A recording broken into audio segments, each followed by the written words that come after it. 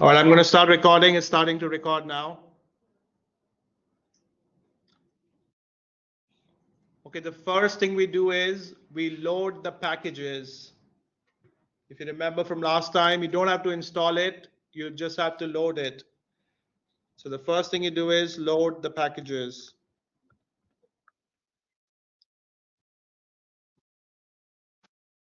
Now, what are the two packages we got last time, if anyone remembers? What were the name of the packages? Yeah, the first one was XLSX, and the second one was tidyverse. Very good. We need both of them here. And how do you load it? What is the command? Library. Very important, library. So you say library, and in double quotes you say tidyverse and library XLSX.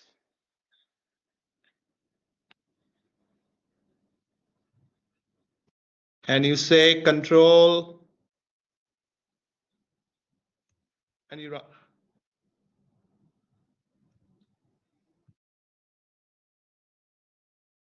Control Shift Enter. So look on the bottom, it's getting loaded.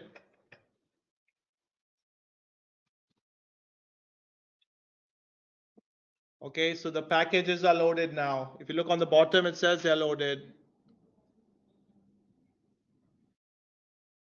Okay, the next thing we do is we read the file that we just downloaded into R.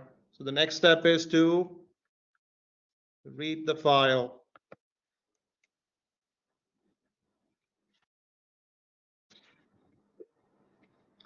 Now, who remembers? How do you read the file from last class?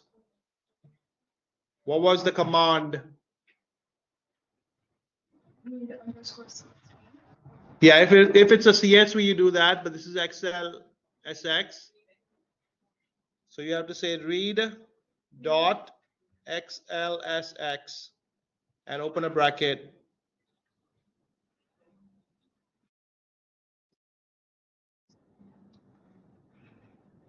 And in double quotes, you give the name of the file, which is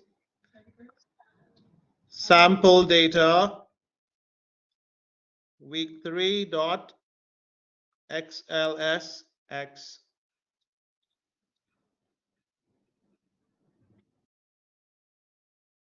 And you put a comma. And in the second thing, you say sheet name or sheet index. Let's say sheet index. And you say the first one.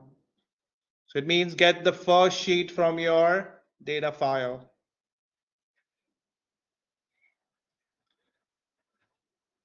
Is anything missing here? Just look at the notes, or if anyone remembers, is anything missing here? We have to save this in a data frame. So we say df like that. So you have to say like that, df. So the file that will come from outside will be saved in df. Does that make sense? Mm-hmm. And then all you have to do is go to the end and control enter. So look at that on the right. The file is in RStudio now. So if you click on it, you can see the file. It's got so many columns now.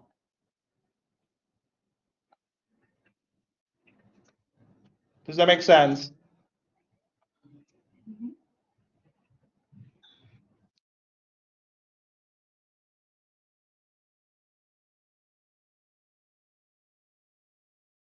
Any questions so far? No, just take notes. I'll help you. Just take notes. You should have the notes at least, then I will help you when we practice.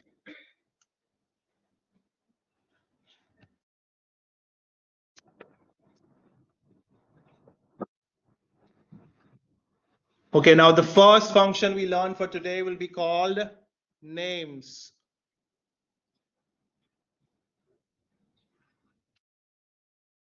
Take notes, please, okay, so that you have what we are doing. So you say names, open a bracket, and write down DF in there.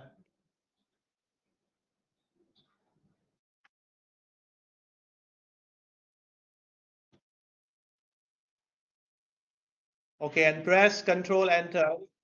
Any guesses? What should be the output if I do names DF? Yeah, well done. So look at that. If you do names DF, the names of the column in your file is the output.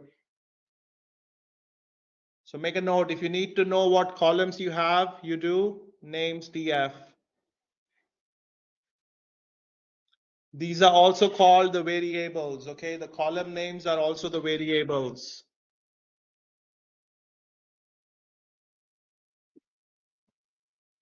Okay, the next function we learn will be called head DF.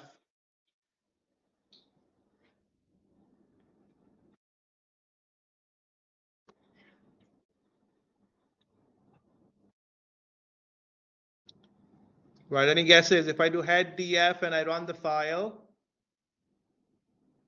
look at that. So look on the bottom. You see the first 6 rows from your data file. So it gives you a sample of your data file, the first 6 rows. So write down the function head DF, gives you the first 6 rows from your data file. Yes or no? It gives the first 6 row from your data file as an output. Yeah. Just to see what your file looks like. And similarly, if you do tail DF,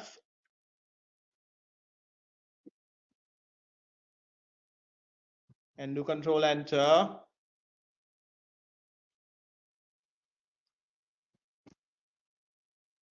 what does it give you? Any guesses? Very good. It gives the last 6 rows as the output to check what does the end of your file look like.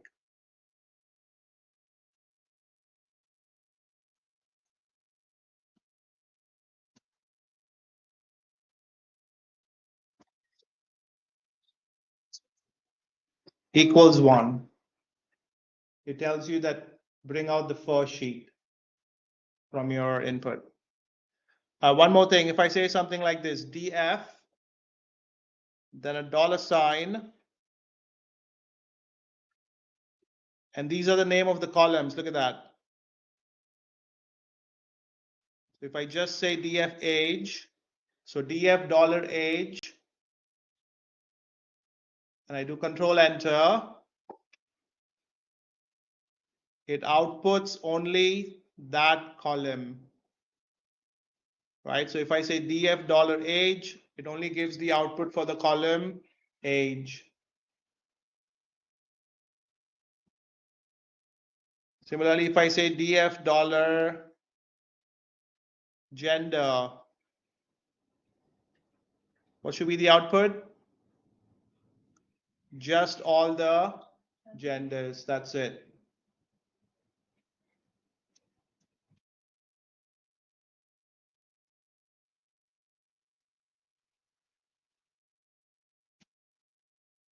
Is that making sense?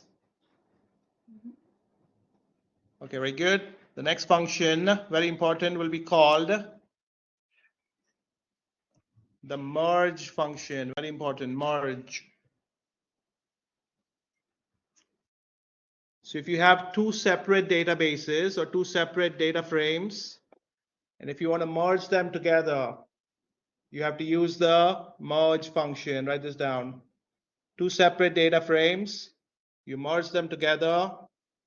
It's called the merge function. Let's call that merge DF.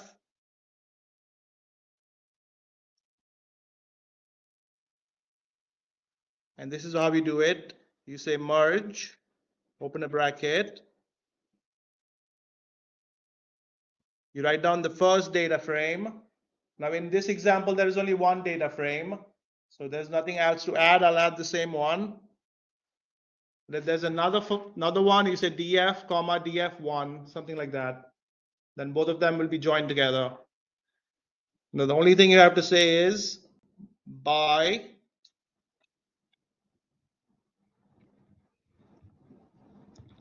equals something like this. So this by should be the common column in both of them. So just make a note, two data frames will be merged by a common column in both of them. And they must have a common column, only then they will be merged.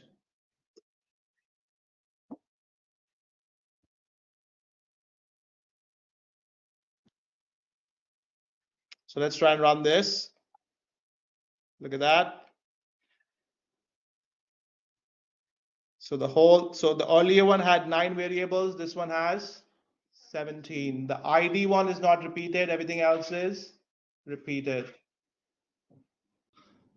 Make sense? Okay, very good. Next one. So we'll learn some functions today, that's what we'll do. And then you can practice. All right, the next one will be called relocate.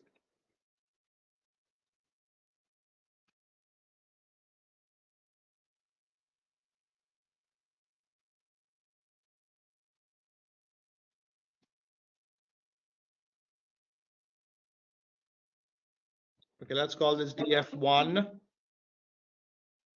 Any guesses what will relocate do?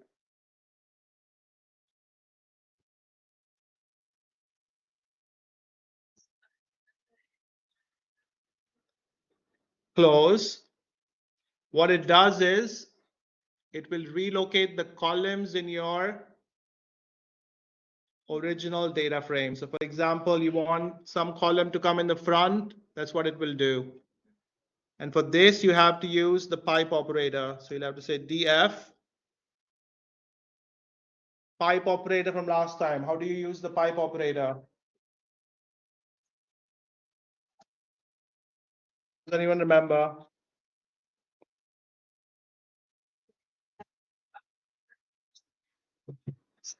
Yeah, but what was the short form for it? Shortcut for it? No. Control Shift M. Make a note. Control Shift M to get the pipe operator. And you say relocate, for example, say gender to the front.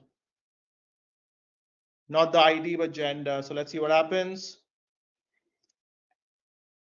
So if you look at df1 now, look at that. Gender has moved to the front. In the parentheses, you did the $sign to get the gender. Is that right? No, we just did relocate, bracket, gender. That's it.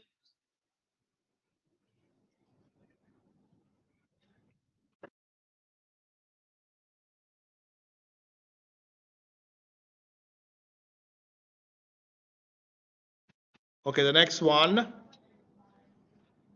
We have seen this before. It'll be called the select statement.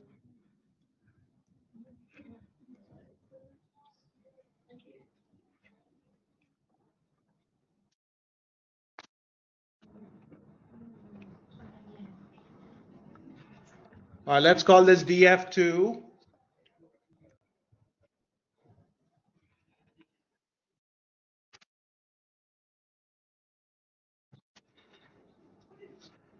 Okay, if I give something like this, select bracket -3.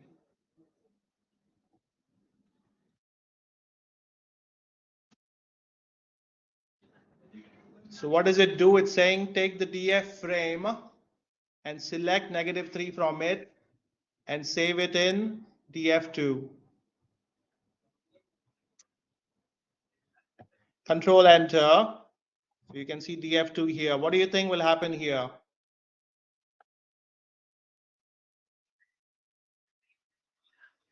Is it the last three variables? And close, yeah. Any other guesses? But that is good. Any other guesses? All right, so let's see. Let's look at DF first. So this is the third one, gender. Let's look at DF2. So look at that. -3 means remove that column from the output.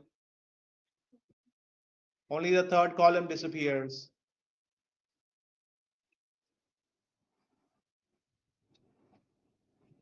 Does it work for admissions?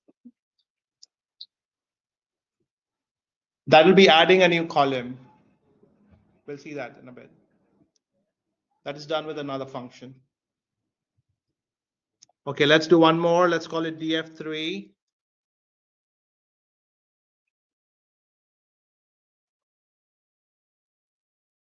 What if I say something like this? Select 1:3.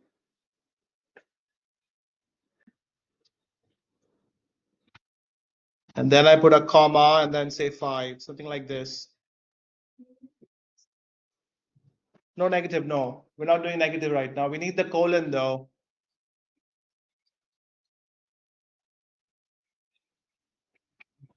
Yeah, so what it will do is pull the first, second, and third column and also the fifth column. So if I run this, if we look at DF3, look at that, the first, second, and third, and the fifth column. It removed. It will only select the first, second, third, and the fifth column. Is that making any sense? No? You can ask questions if not. No, don't make it work. Just take notes. I'll help you. Just take notes for now. We have time for practice, so don't do it right now. Let's do one more. The next one will be called rename.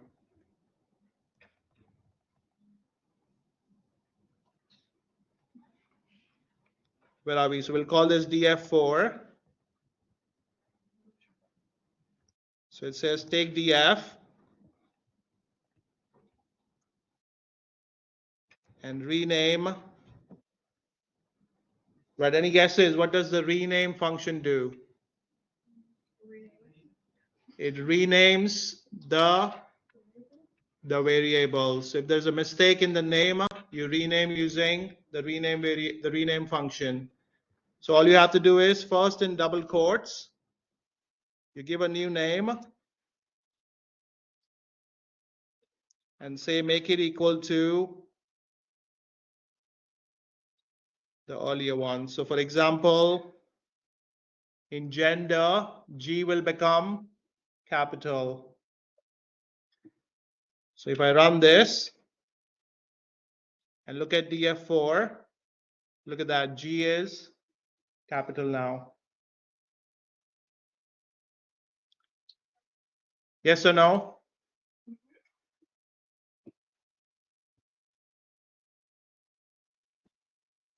All right, next one. Don't worry, when we practice, you'll get it, hopefully.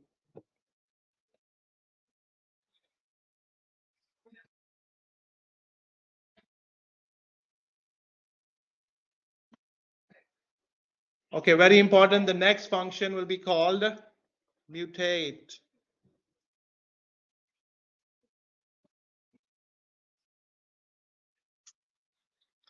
This is very important function. You use it a lot of times.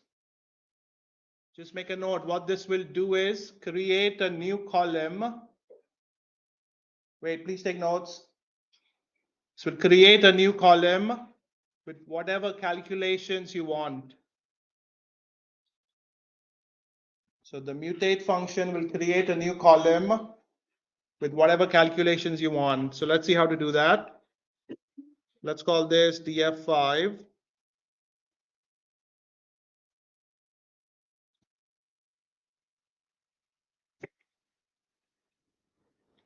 Okay, and you say mutate and open bracket. And the first thing you do is give a name of a new column. Let's call it ratio.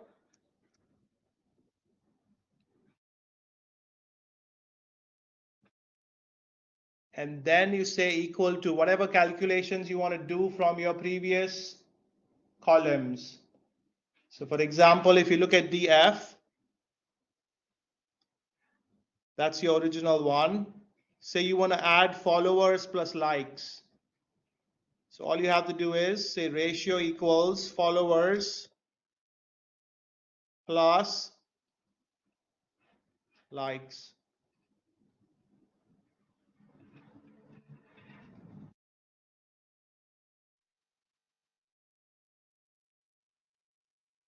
And control enter. Let's see what happens.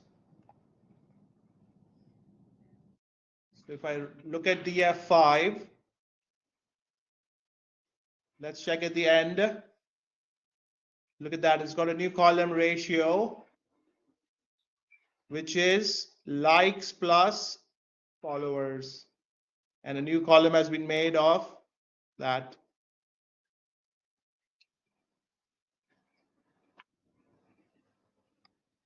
Let's see yes or no on what's going on. Okay, there's one more advanced mutate, which is called mutate with if else.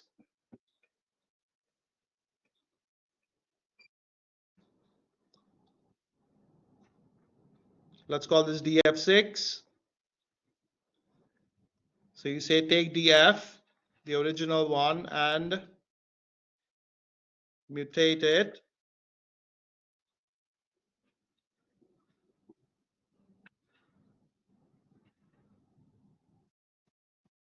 Let's say ratio equals.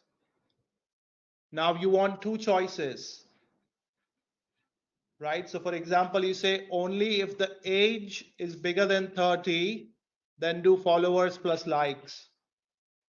Otherwise, don't do it. So only make a new column for the people who are above the age of 30. Does that make sense?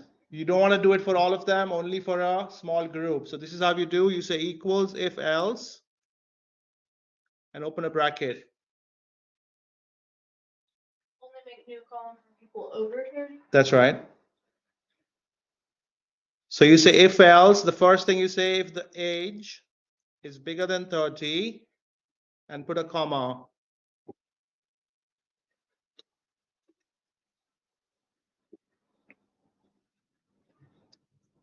So if the age is bigger than 30, then what do we want to do? We want to do followers plus likes. Then put another comma. And if it is not above 30, you don't want to do it. So you say just put NA for that. It means not applicable for people who are below 30. So you say if else age bigger than 30, do this.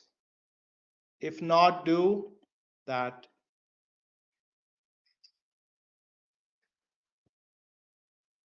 Any questions here? Very important here. If else with mutate. So let's run this now and check. This is df6, right? So now look at df6. Look at the age. It's only above 30. Make sense? Okay, well done. Let's do one more. There are a few more to do. All right, the next one is important but simple. It's called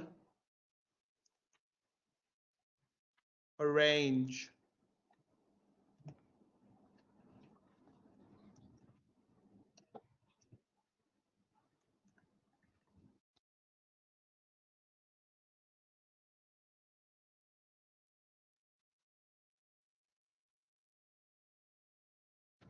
All right, let's call this df7 and say df and arrange. Any guesses what this will do? So if I say arrange followers,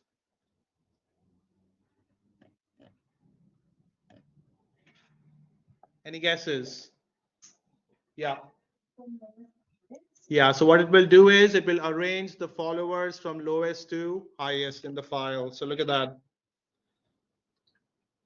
So if I do df7, look at the followers. They are going from lower to highest. Make sense?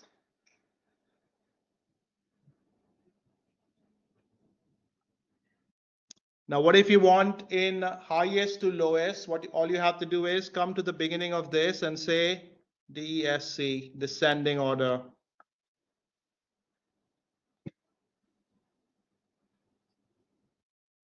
So if you say arrange descending followers, it will go from bigger to, so look at that.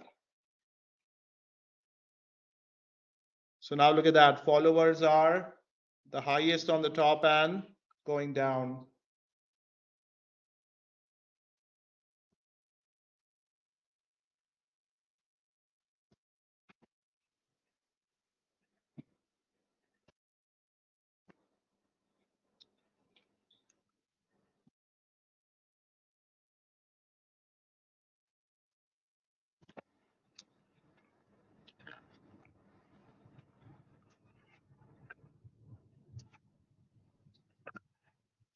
Okay, very important. The next one will be called filter, which we've seen before, but let's do it again, filter. Two more, don't worry, two more that you can practice. Filter. Let's call this df8.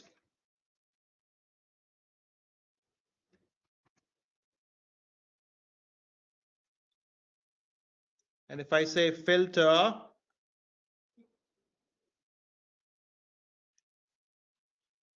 say gender, I say, and just make a note in filter, you have to do two equals, not just one, two equals.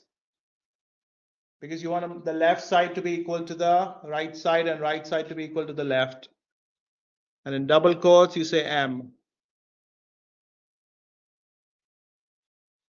What do you think will happen here in df8?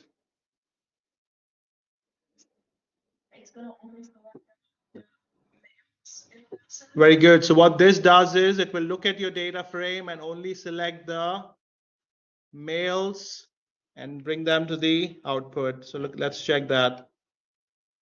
So look at that. The gender is only male.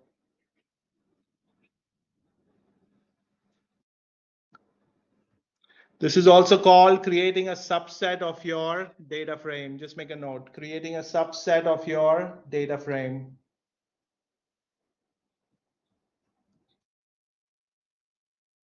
So this creates a subset of the data frame? That's right. With the filtering you give.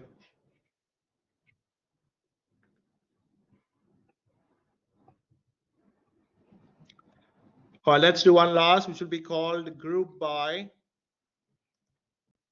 and summarize. Very important. Group by and summarize.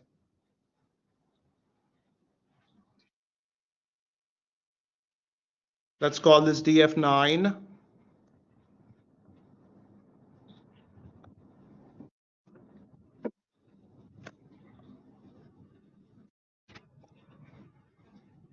All right, let's say this is what I say. I say group. The function is group underscore by. So group underscore by and open a bracket. So what this will do is it will group your data by whatever you tell them. So for example, if I say group by country,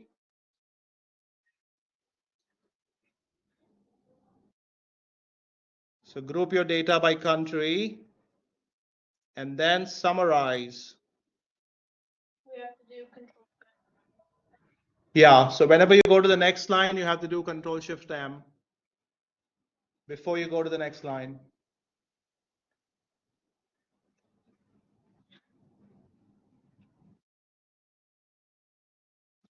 And then in double quotes, you say, or you don't need double quotes. You can just say something like this, max equals, we'll just write this down, I'll explain, and say max, open bracket, followers.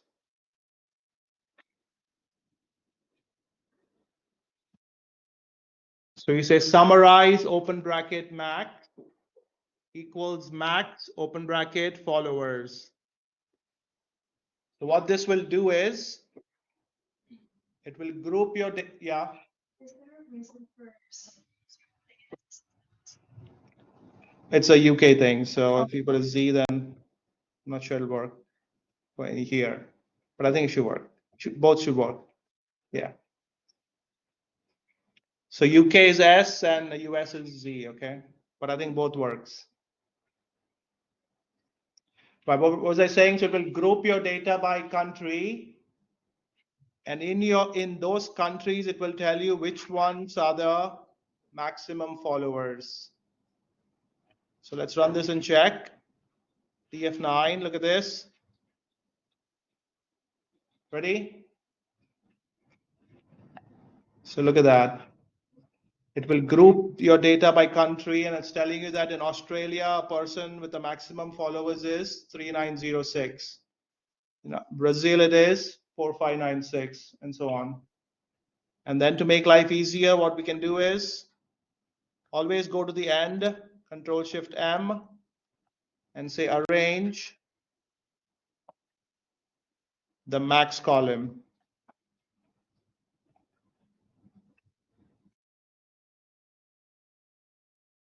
So remember, whenever you want to do one more step, you have to do the pipe operator and go to the next line and do one more step. Just with the group by and summarize? No, whenever it's telling you to do more than one thing. So for example, it's saying filter this, then mutate it. And first you have to filter, put the shift, the pipe operator, go to the next line, and then mutate. Whenever you're doing more than one thing. Let's run this again. So now look at that. France has the lowest 1106, then Nigeria, then USA, and so on.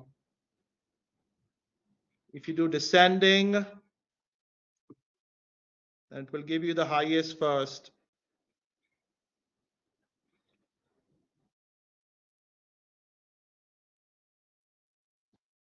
So look at that. India on the top, Poland, Peru, Canada, and so on. We will need all this later on, okay, after the midterms. It's good to learn the basics now.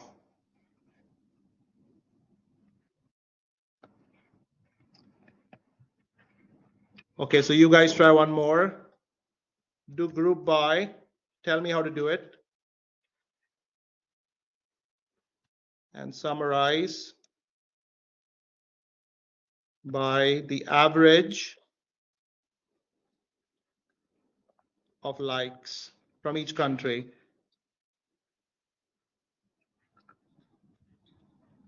All right, help me out here. How do we do this?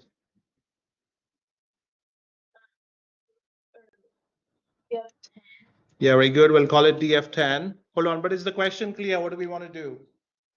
We want to group by countries, and we want to find the average likes in those countries. So let's call it DF10. Yeah, exactly. This is what the quiz will look like. It'll tell you step by step what to do, and you have to do it. Just like that. I have a practice like this for today, okay? So after this, you do this and then another practice, which will look like the quiz. Okay, so you say DF, then?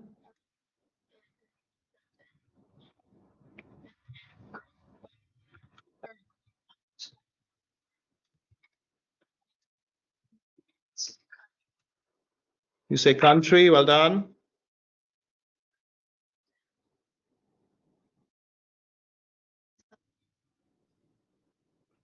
Let's try Z and see if it works. Yeah, it works, yeah.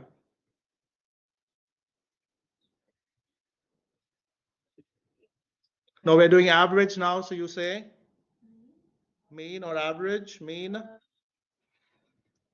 If you were doing average, you say mean or average. If you're doing count, you say count, and so on. That will be the name of the column. Equals mean, open bracket, of likes. And then let's arrange them by descending. You said max is. If the question is to find the max, you will do max equals. The question is to find average, you'll do mean equals, and so on.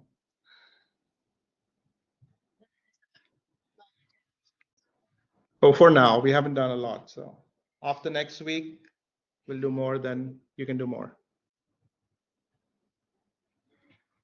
Okay, what should be in the bracket here? Descending what? Mean, the capital M. So now let's see DF10. Look at that. Look at that. The average likes are the highest in Nigeria.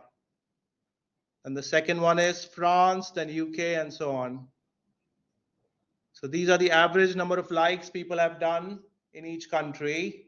And the highest one is Nigeria. The second is France, and so on.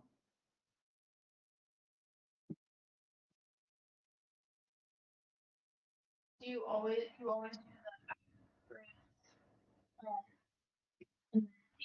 that? Yeah.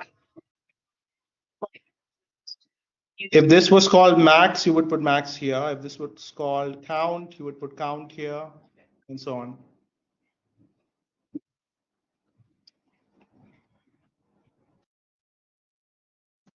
Yes or no? Are we ready to practice? Right, so do these 10 data frames first. Then I'll put another practice on Blackboard, which will be everything together. And see if you can do that as well. So 2 practices for today, this first, and then another practice on Blackboard. Let's see if you can do it. Yeah, I'll come there now.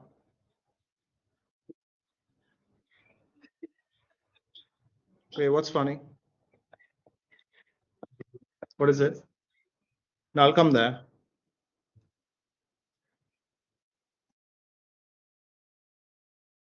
Okay, hold on. Let me close the recording.